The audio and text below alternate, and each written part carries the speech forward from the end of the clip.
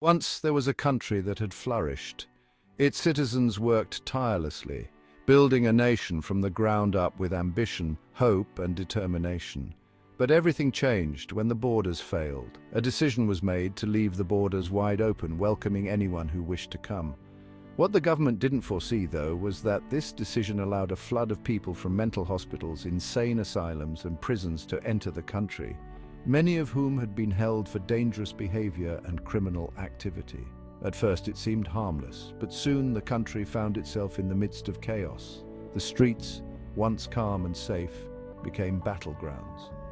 Gangs formed almost instantly, led by those who had been freed from institutions now wreaking havoc. Citizens who had worked so hard to build their country were no longer safe. The most vulnerable, children and the elderly, were the targets of violence. It wasn't just petty crime. These people were inflicting real pain, causing suffering that would never be erased. The country's government, now led by an aging, frail man suffering from dementia, failed to control the situation. Seeing an opportunity, a manipulative woman took charge, pushing the old leader aside. She ran the country into the ground with reckless decisions that only worsened the crisis. It was clear to everyone, the country was falling apart. But just when hope seemed lost, something extraordinary happened. There was a man chosen by God whose name whispered by the desperate citizens. This man's life had been spared in a miraculous event that was broadcast live on national television. It was a moment of divine intervention. He was caught in the middle of the chaos, but somehow, against all odds, he survived unharmed.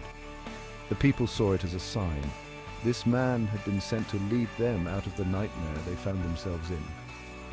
While the majority of the citizens were overjoyed at the prospect of someone who could restore peace, there were still those who saw him as a threat. They didn't believe in his miraculous survival or his ability to bring stability, but the people who welcomed him knew they needed his leadership. Under his guidance, steps were taken to reclaim control. The borders were closed, the gangs were dismantled, and the people who had been terrorizing the country were contained. The woman who had caused the damage was removed from power and offered an option. She was taken to a remote island, a place where she could rule with the same chaos and control that had made her the terror of the nation. But the catch was this: once she and her followers left, they could never return. It was a one-way trip, a choice to live in isolation, away from the people who had suffered because of her actions. It was the price they would have to pay for their role in bringing down the nation. The man chosen by God didn't just end the violence, he also helped restore peace of mind to the people. As part of his efforts, a unique program was set in place. Every citizen who wanted to leave behind the trauma, the fear, and the chaos was given a free plane ticket to an island. They would have a home on that island, away from the turmoil they had experienced. The offer wasn't for everyone, but it was a chance for some to start over in a place where peace could finally be restored.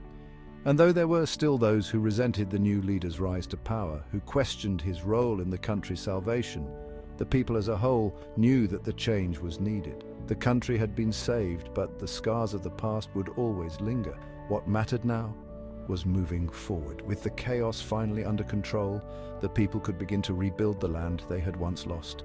But what did the future hold? Was it truly a new beginning, or was it simply the calm before another storm? No one could say, but they all knew one thing: the world was never going to be the same again.